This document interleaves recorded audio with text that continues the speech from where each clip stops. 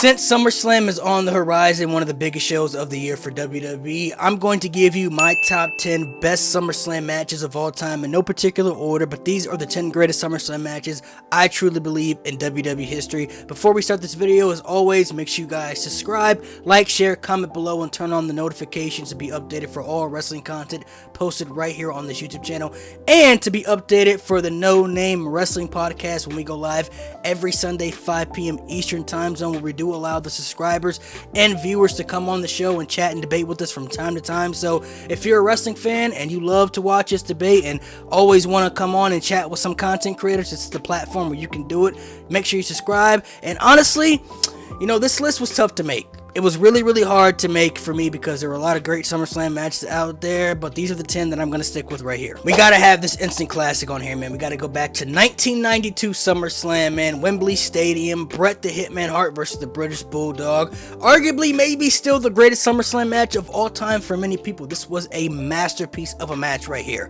One of the best matches WWE ever had throughout the 90s, if you ask me. Probably a top 5 90s match in WWE history, if I'm being honest. Like, this match all around was just perfection. Two of the best at the time. Bret Hart obviously is one of the best, you know, in-ring technicians in WWE history, in professional wrestling history. And the British Bulldog was at the top of his game at the time as well. This honestly was just a masterful match, and they main evented with the Intercontinental Championship on the line. It wasn't even for the World Championship, and they absolutely stole the show. I feel like this latter match does not get enough love as it should, but I'm going to give it the love and respect that it deserves because it's going to make my list for top 10 greatest SummerSlam matches of all time. The Rock versus Triple H, SummerSlam 1998 for the Intercontinental Championship. Masterful ladder match right there, man. This is before Triple H and The Rock, you know, became main event guys at the level that they, you know, would become and become legends themselves. But the feud they had for the IC title in 98 was really good, and the ladder match they had was an absolute masterpiece. Truly believe this is a top 10 SummerSlam match of all time, so it's got to make the cut for me. I don't know if this is the reach, but maybe the forgotten TLC match that people don't talk about enough. I mean, everybody talks about, you know, the triangle ladder match at WrestleMania. Everybody talks about, obviously, TLC 2 at WrestleMania 17, but, you know, TLC SummerSlam, Edge and Christian versus the Dudleys and the Hardys, man. Yeah, this got to make the cut. I mean, they never had a bad TLC match, bro. They had 3 of them, never had a bad TLC match. I mean, Edge and Christian, one of the best tag teams of the Attitude Era. The Dudleys and the Hardys are 2 of the greatest tag teams in professional wrestling history.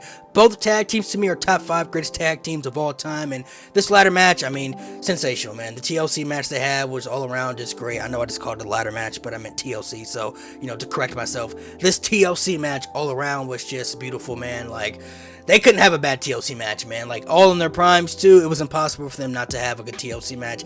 Every single time they did it, they always, you know, delivered even better. Many people consider SummerSlam 2002 to be the greatest SummerSlam of all time, and one of the main reasons why is this match right here, Triple H versus Shawn Michaels. I'm not gonna cap to you, this, honestly, to me, might be the greatest SummerSlam match of all time, still to this day, bro. All around, this match had 0 flaws. Shawn Michaels hadn't wrestled in 4 years at this point. He had retired due to a serious back injury. People thought he would never wrestle again. He comes back, and he don't even come back in gear. He came back and wrestled in like some Wrangler jeans and cowboy boots.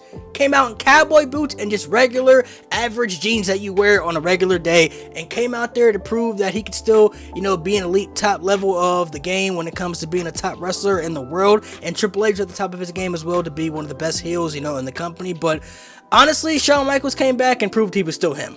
Like, he came back and proved that, you know what, I've been out the game for 4 years, but I could still come back and probably still be the best wrestler in the world, bro. Like, all around, this match was just so fun to watch. It was just a banger. But there's another match on that show that I loved more. Now, I said Triple H vs. Shawn Michaels could be the greatest SummerSlam match of all time, but I loved Brock Lesnar versus The Rock more as a part of, like, one of my favorite matches. Like, this honestly is like one of my top 5 favorite matches in SummerSlam history, bro.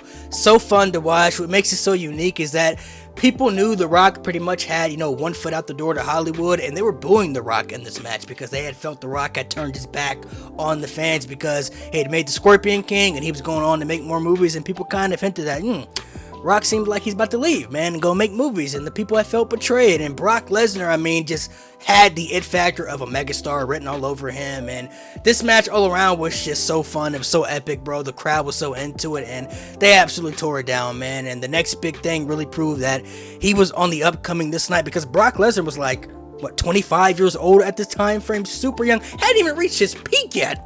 hadn't even reached the peak of his career yet, went out there and put on a banger match with one of the top 4, biggest attractions WWE's ever had in its history. I know. The custody of Dominic ladder match is one of the most wildest stipulations WWE ever did, and still to this day, I mean, it's become like one of the most popular memes that, you've seen people make, like Rhea and Liv are feuding right now, and they're saying that Rhea and Liv at SummerSlam should be a custody of Dominic ladder match, bro. Like, even though this was a wild stipulation, they fought for a child's custody.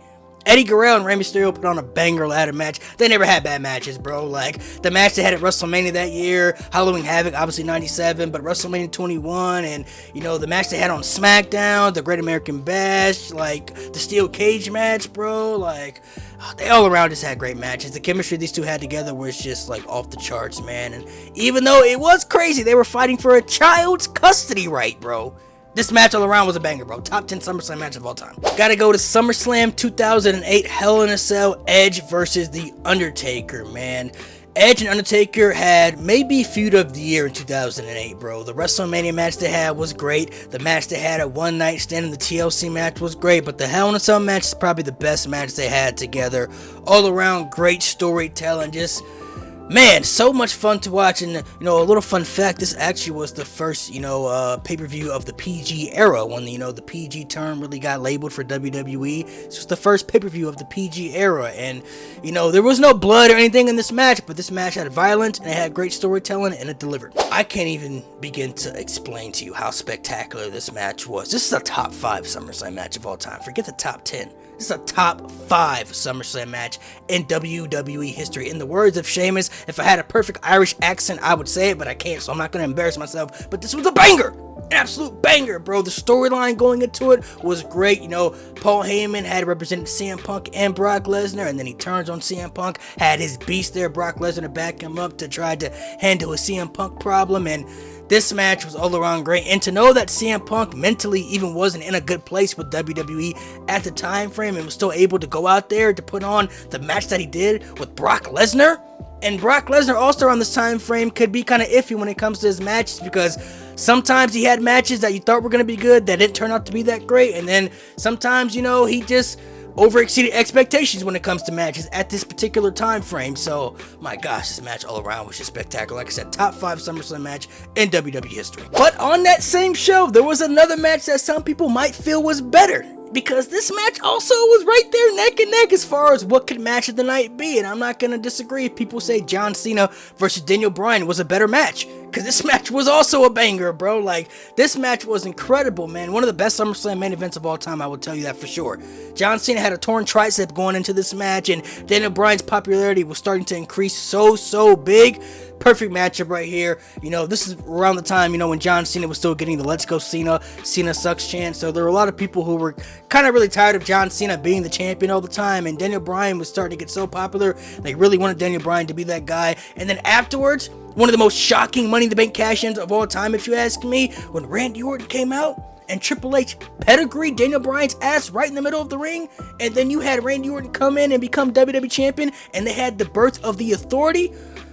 Mind-blowing. And at that time, so many people were pissed off, but ultimately it played out great, because it told a great story for Daniel Bryan to become such maybe the biggest underdog in WWE history leading up to WrestleMania. So all around, the decision they did for this was just spectacular. And last, another match that I would have in my top 5 SummerSlam matches of all time, John Cena versus AJ Styles. Oh my gosh, bro, this match was just whew. I mean, people go back and forth between what match I think was better, the SummerSlam match or the Royal Rumble match. I personally believe the SummerSlam match was better, but the Royal Rumble match is right up there as well. But, at this time, AJ Styles was still newly fresh to WWE. And not many people thought he would beat John Cena at SummerSlam, especially clean in the middle of the ring. And when he got that victory, you knew AJ Styles was going to be destined for greatness. He was going to be all right. You're like, all right, you know what? Vince McMahon believes in him now. They gave him the nod. He just beat John Cena, who had been the top guy of the company for over a decade now. And then a month later, AJ Styles becomes WWE champion. So this match all around really solidified AJ Styles like a true main event guy at WWE. Like, you know what? His time is coming, bro. Like, he had been successful outside of WWE for years, but coming to WWE, you really didn't know what his career was going to be like. But after he beat John Cena, everybody knew AJ Styles was going to be a top guy in WWE. There was no doubt about that. And all around, I mean, a lot of people, always gave John Cena the reputation of he doesn't put people over, but I think some people do fail to realize some of the best matches John Cena ever had in WWE were the ones where he didn't win, and this is one of them. Do you all agree or disagree with my list? Well, you can let me know in the comment section below. Let me know in the comments if you agree or disagree with my list, and let me know if there's matches that you believe I left off. If you agree with my list, and hey, salute, man, we on the same page. But you know what?